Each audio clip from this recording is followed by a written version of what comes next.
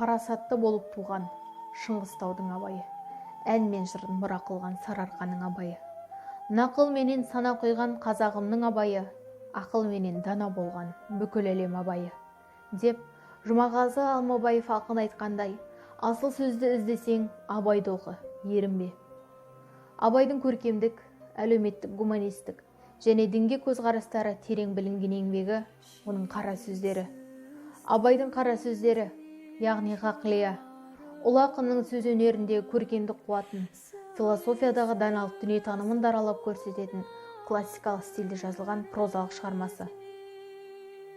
Елге жан ашып, берісі қазаққа күзетші болу мақсатында әрісі адамзаттың бәрін бауырым деп сүю үшін әуел шынайы иман керек екен.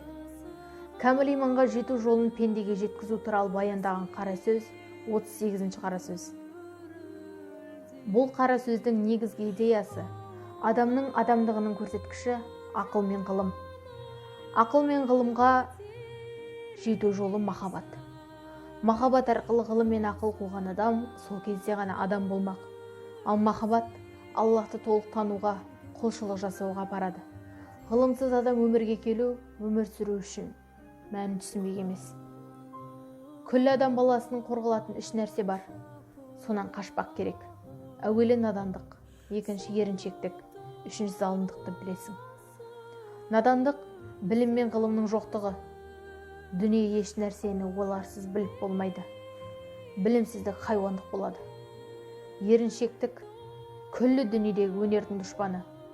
Талапсыздық, жігерсіздік, ұятсыздық, кедейлік бәрі осыдан шығады. Залымдық адам баласының дұшпаны. Адам баласына дұшпан болса, адамнан бөлінеді. Бір жыртқыш хайуан қисабына қосылады.